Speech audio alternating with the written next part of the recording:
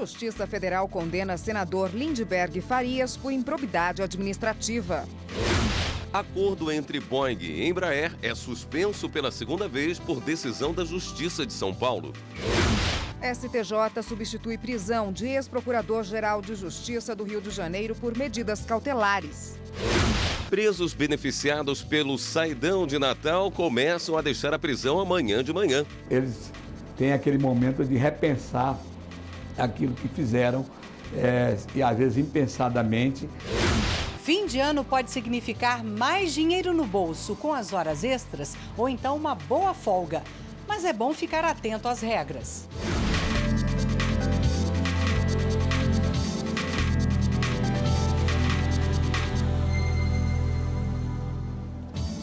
Olá, boa noite. Boa noite. O juiz Vitório Júzio Neto, da 24ª Vara Civil Federal de São Paulo, suspendeu o acordo entre as empresas Boeing e Embraer pela segunda vez. A decisão tem caráter liminar e a repórter Viviane Novaes tem os detalhes para a gente dessa decisão. Boa noite, Viviane. Boa noite, Érica, e boa noite a todos. Olha, o acordo prevê a criação de uma nova empresa de aviação comercial no Brasil. E esse negócio é avaliado em 5 bilhões e 200 milhões de dólares. A liminar atende a um pedido de sindicatos de metalúrgicos em regiões onde a Embraer mantém fábricas no país. No último dia 10, o juiz Júzio Neto, a liminar dele foi concedida por ele e foi derrubada aí pelo Tribunal Regional Federal da Terceira Região em São Paulo. O juiz disse que a operação ele vê como uma transferência de patrimônio da Embraer para a Boeing, que é uma empresa norte-americana. A Embraer informou que vai tomar as medidas judiciais para reverter aí a suspensão desse acordo. Voltamos ao estúdio. Obrigado, Viviane. O ex-prefeito de Nova Iguaçu e atual senador Lindbergh Farias foi condenado por improbidade administrativa devido à atuação na gestão do município da Baixada Fluminense em 2007. Ele foi denunciado pelo Ministério Público Federal por não prestar contas de convênio para adaptar escolas para alunos com necessidades especiais. O convênio foi fechado no valor de R$ 174 mil entre a Prefeitura e o Fundo Nacional de Desenvolvimento da Educação. Ele foi condenado a pagar uma multa equivalente a 12 vezes o salário que recebia como prefeito. Lindbergh nega as acusações e diz que vai recorrer da decisão.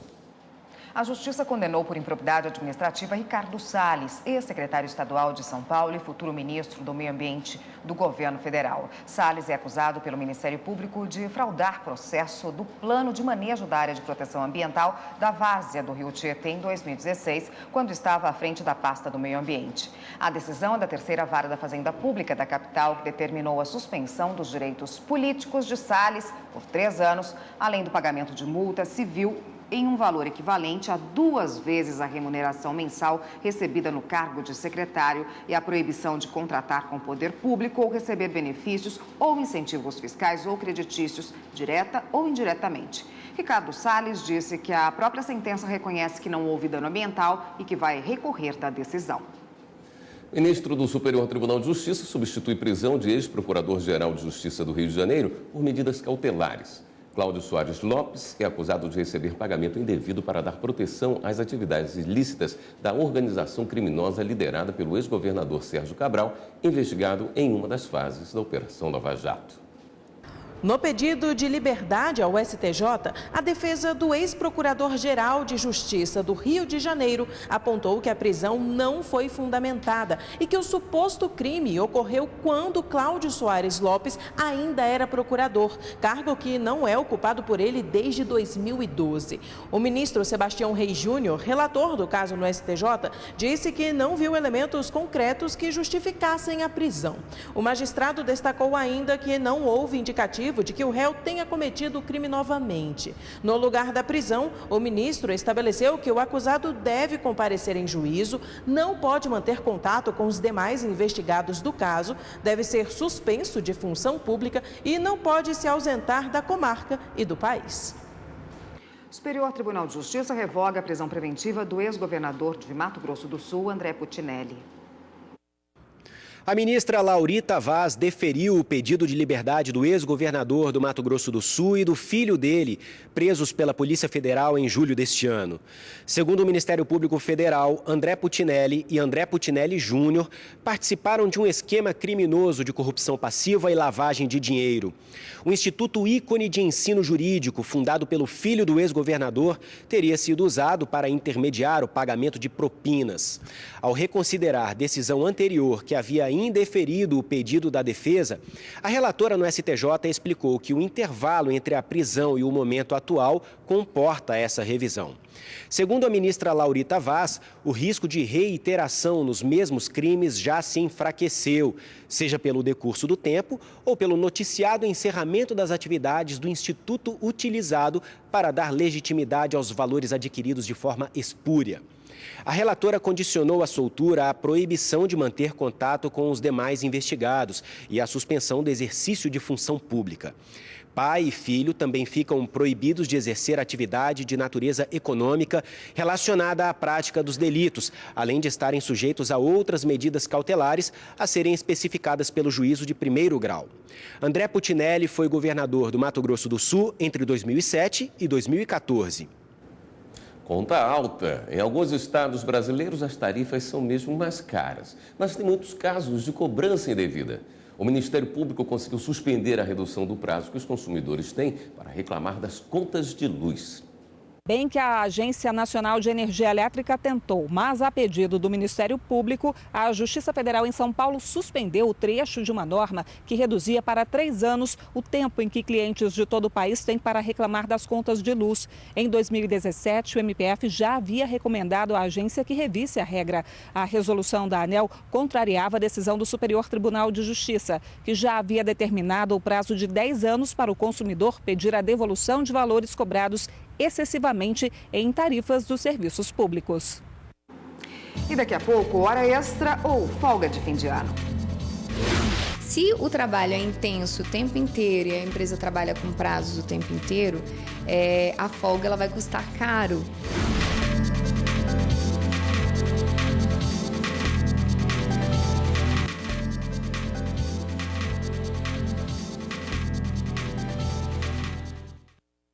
Nessa época de fim de ano, muita gente aproveita para tirar folga, mas há quem prefira fazer horas extras. O importante é conhecer as regras e negociar tudo direitinho com a empresa.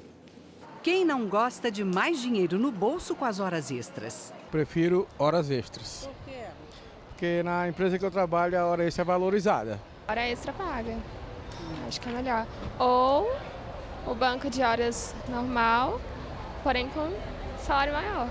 Recebi o pagamento da hora extra. Por quê? Porque é um dinheirinho a mais, né? Um acréscimo aí no pagamento. Uma contribuição que vem para somar aí nas contas do mês. A hora extra vale no mínimo 50% a mais do que a hora normal de trabalho.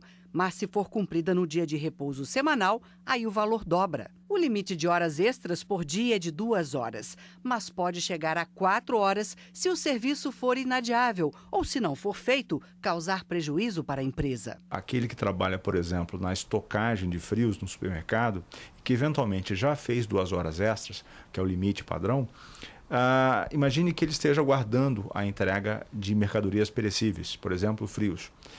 Se, porventura, o caminhão chega exatamente no final dessa sua segunda hora, ele ainda pode ter que ficar mais 2 horas para armazenar, para o caso de não, nesse caso, não produzir um prejuízo irreparável para o empregador.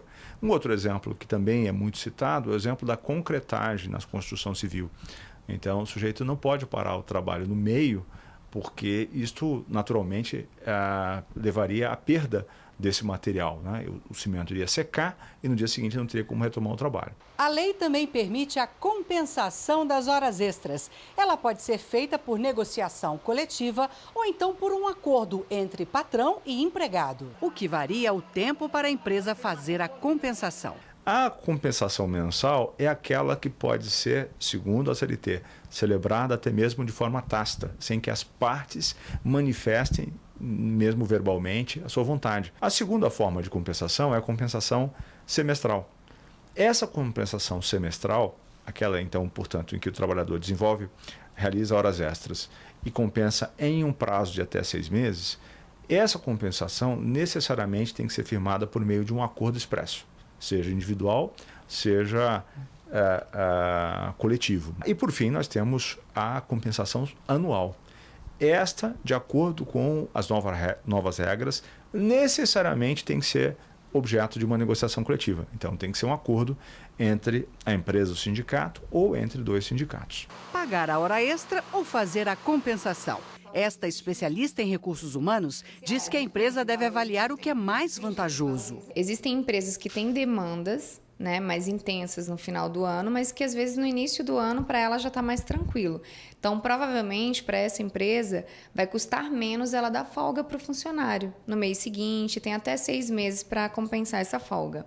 Se o trabalho é intenso o tempo inteiro e a empresa trabalha com prazos o tempo inteiro, a folga ela vai custar caro. Então, provavelmente, pagar esse funcionário, né? E é bom porque vai motivá-lo, se ele está interessado em ganhar um extra. Tuane tanto recebe pela hora extra quanto compensa dependendo da época. Agora, no final do ano, vai tirar uns bons dias de descanso. Eu acho ótimo, porque dependendo da necessidade, a gente tem abertura para fazer mais horas. Dependendo, a gente pode tirar as folgas ou ganhar um dinheiro extra.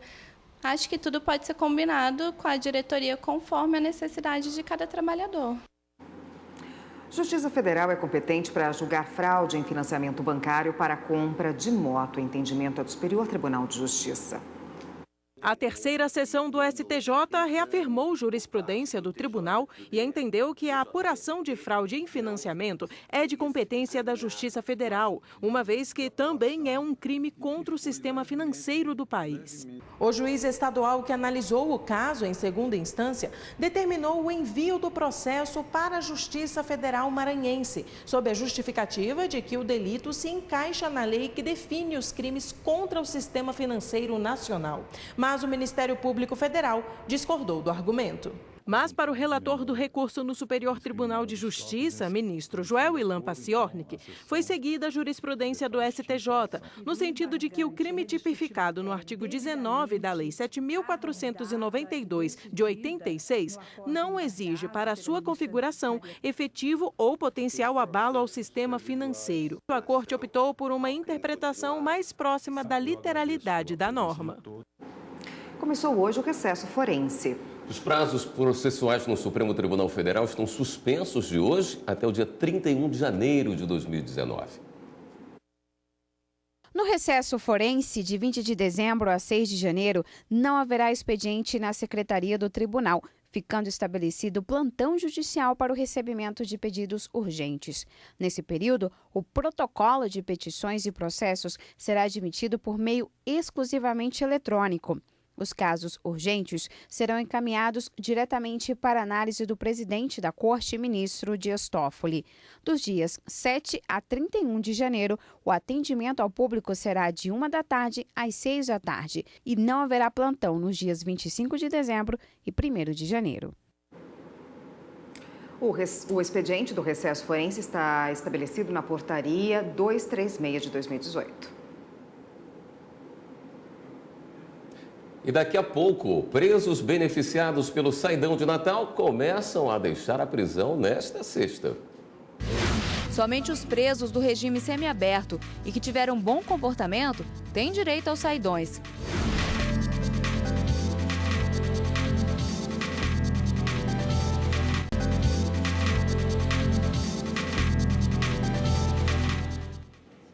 Os presos beneficiados pelo saidão de Natal começam a deixar a prisão amanhã para passar uma semana com a família. Somente os presos do regime semiaberto e que tiveram bom comportamento têm direito aos saidões.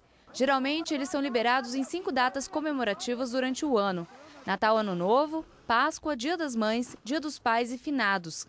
O objetivo desses saidões é abrir uma oportunidade de ressocialização por meio do convívio com a família. Com sua esposa, seus filhos, seus irmãos, pais e tudo, eles têm aquele momento de repensar aquilo que fizeram e às vezes impensadamente e estão cumprindo pena longe do seio familiar, longe do seio da sociedade. Os presos beneficiados precisam cumprir algumas regras, como voltar para casa até às 6 da tarde, não tomar bebida alcoólica, não usar drogas, nem frequentar bares ou viajar. Eles não são monitorados, mas a lista com nome e foto é encaminhada para a polícia, caso algum deles seja flagrado descumprindo as determinações. Além disso, corre o risco de receber a visita de um agente prisional, que pode passar aleatoriamente na casa do preso. Quem não voltar para a prisão no dia combinado será considerado foragido, perde o direito ao regime semiaberto e passa a responder a inquérito disciplinar. Atualmente, quase 17 mil pessoas cumprem pena no regime semiaberto no Brasil. Aqui no Distrito Federal, são 5.015. Dessas, 1.109 receberam o benefício de Natal. Entre elas, 67 mulheres. Além do saidão, nesse período, alguns condenados recebem o perdão presidencial por meio do indulto de Natal. O benefício é regulado por decreto anual do presidente da República. O indulto é um perdão, é uma comutação da pena. A pessoa está com 20 anos de condenação e é indultada em 10 anos, em 12 anos. O Judiciário Gaúcho implantou um novo serviço para padronizar as vagas nos presídios. É a Central de Transferência de Presos, um projeto piloto que será testado durante um ano nas varas de execução criminal. A realidade dos juízes que atuam nas VECs é complexa. Atender aos milhares de pedidos de transferências que chegam e acomodar os presos, garantindo a integridade física deles. Tudo isso sem ter vagas. O atual efetivo das casas prisionais totalizam mais de 5.400 presos, o que explica o elevado número de pedidos de remoção. Só no primeiro semestre deste ano, a Vara de Execuções Criminais de Porto Alegre analisou 18.600 pedidos. Com a Central Única de Transferências, a tramitação será mais rápida e poderá até inibir possíveis rebeliões dentro das casas prisionais. A execução criminal por si só já é uma matéria bem delicada, né? Porque ela lida com a liberdade das pessoas. Então, na medida em que os pedidos de transferência muitas vezes têm a ver também tem como finalidade garantir a integridade física do preso, que não pode ficar em determinada cela por tal motivo. Ele não pode ficar numa determinada cela ou galeria porque lá tem a facção tal. Então, na medida em que tu vai agilizando a tramitação desses pedidos, tu também evita que se tenha um ambiente mais pesado dentro das casas prisionais. A juíza tem vasta experiência na área, motivo pela qual assumiu a coordenação da Central de Transferência de Presos, que vai reunir e analisar todos os pedidos das VECs de Novo Hamburgo e Porto Alegre em um só local, no Foro Central da capital. As solicitações ocorrem na maioria por e-mail, mas também podem ser feitas no balcão. Existe uma demanda muito grande de e-mails fazendo pedido de transferência. Antes, a VEC Novo Hamburgo tinha um setor de transferências e Porto Alegre também tinha um setor de transferências. Quando houve mudança no número dos servidores desse setor, a Corregedoria então entendeu por bem se criar uma central única. E aí, administrada por um único juiz. E com isso, a gente está conseguindo reduzir, no mínimo, em metade, o tempo de tramitação desses pedidos, que antes precisava passar pelo juiz de Novo Hamburgo e pelo juiz de Porto Alegre, hoje passa por um juiz só. Então, a gente consegue reduzir em muito o tempo de tramitação desses pedidos. Vamos às últimas notícias. É hora do Giro na Rede.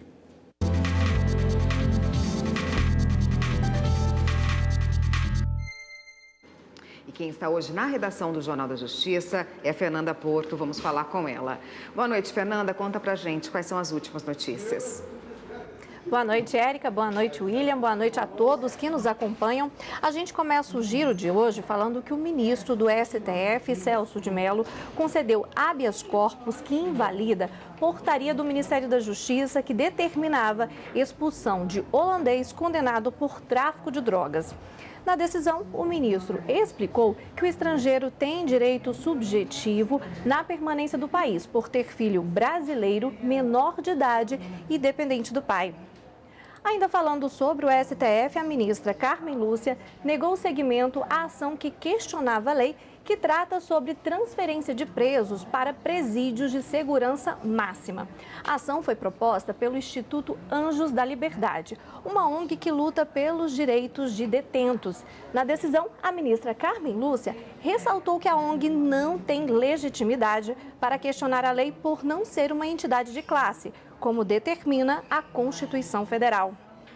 Agora, a notícia é de São Paulo. A Justiça concedeu liminar que impede a atuação de empresa que venceu o processo de licitação para serviços de modernização e gestão do Complexo Pacaembu. O pedido para a suspensão foi feito pela Associação Viva, que alegou falta de participação popular para modernização, já que trata de uma obra tombada.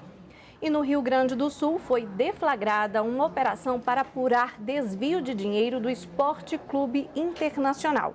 As investigações do Ministério Público apontam que as fraudes ocorreram entre 2015 e 2016.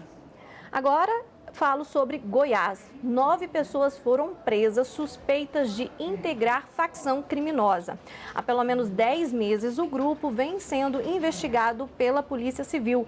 Além das prisões, foram apreendidos 20 carros de luxo, uma moto, um barco e mais de 7 milhões de reais. Eu fico por aqui, você em casa já sabe, mas vale ressaltar. Quer rever alguma de nossas reportagens? Para isso é muito fácil, basta acessar nosso canal no YouTube, digita lá TV Justiça Oficial. Érica, William.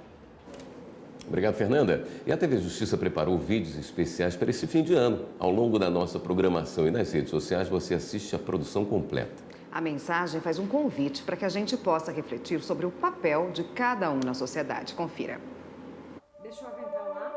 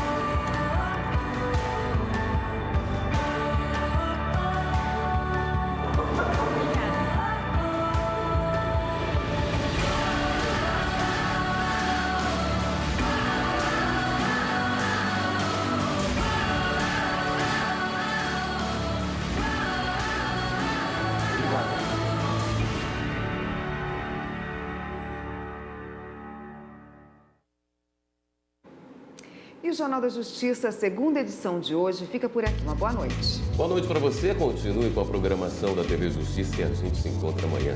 Até lá.